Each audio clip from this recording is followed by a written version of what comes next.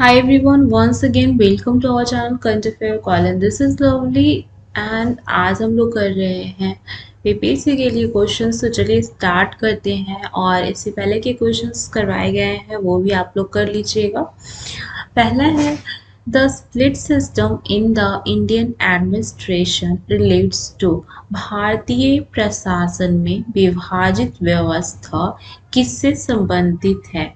Audit, accounts, union state policy implementation, all India services, central services, none of the above या फिर more than one of the above. तो इसका answer हो जाएगा आपका union और state.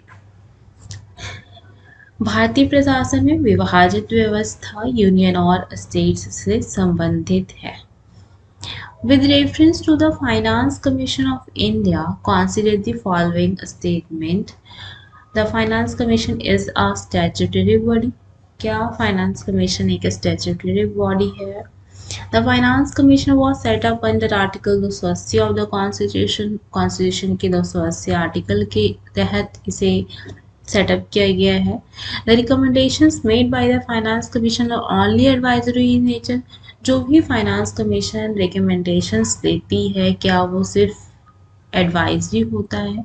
The first finance commission जो कि सेटअप किया गया था 1950 में, तो इनमें से कौन सा स्टेटमेंट करेक्ट है?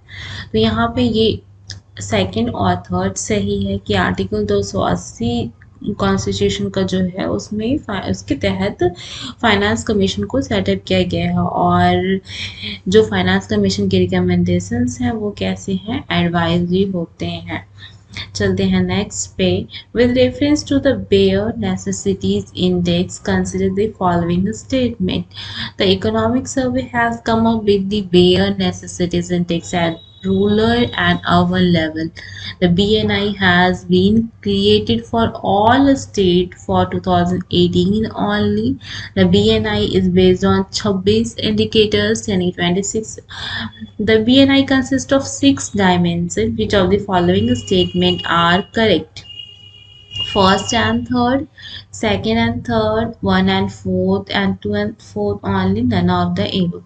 तो यहाँ पे इसका आंसर हो जाएगा 1 and 3। 1 में क्या है? The economic survey has come up with the bare necessities index at rural and urban level. Third है द BNI यानी कि bear necessities index is based on 26 indicator.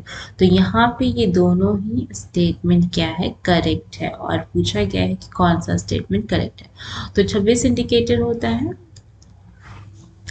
Next है Which type of bank is proposed to be established for agriculture and rural development in Bihar? Bihar में कृषि और ग्रामीण विकास के लिए कौन से बैंक को स्थापित किया गया?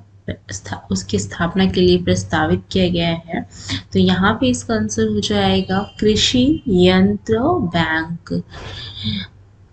चलते हैं नेक्स्ट पे। The value of HDI human development index of Bihar in 2019 was. 2019 में बिहार का मानव विकास सूचकांक का मान था, यहाँ पे ये HDI 2019 का है। जब करंट अफेयर आप लोग कर रहे होंगे तो इस तरह के क्वेश्चंस आते हैं, तो प्रीवियस यानी कि 1 ईयर तक का करंट अफेयर आप लोग ज़रूर करें ताकि जो क्वेश्चंस हो उसके अंडर से ही आपको देखने के लिए मिलेगा। चलते हैं नेक्स्ट पे। The fiscal deficit in Bihar during 2021-22 is estimated as, तो कितना था? वो था यहाँ पे 22,511 crore. Next, according to the 15th Finance Commission recommendations, how much share will Bihar receive in individual pool of central taxes from 2021-26? तो इसका यहाँ पे क्या आंसर हो जाएगा? 4.12। 15वें वित्त आयोग की सिफारिशों के अनुसार 2021 से 26 तक केंद्रीय करों के विभाज्य पूल में बिहार को कितना हिस्सा मिलेगा? देन है Who among the following is not a member of the 15th Finance Commission? निम्नलिखित में से कौन 15वें वित्त आयोग का सदस्य नहीं है? सुदीप्तो मुंडले. In the recent union budget, the FM has increased the FDI foreign direct investment limit in the insurance sector from the existing 1 to. हाल के केंद्रीय बजट में वित्त मंत्री ने बीमा क्षेत्र में प्रत्यक्ष विदेशी निवेश की सीमा को मौजूदा सीमा से बढ़ाकर 1 कर दिया है. तो इसका आंसर है यहाँ पे 74%. The best index of economic development is provided by. आर्थिक विकास का सर्वोत्तम सूचकांक किसके द्वारा प्रदान किया जाता है? Growth in per capita, real income from years two year. इसका यहाँ पे करेक्ट आंसर हो जाएगा आर्थिक विकास का सर्वोत्तम सूचकांक किसके द्वारा प्रदान किया जाता है? Growth in per capita, real income from years two year.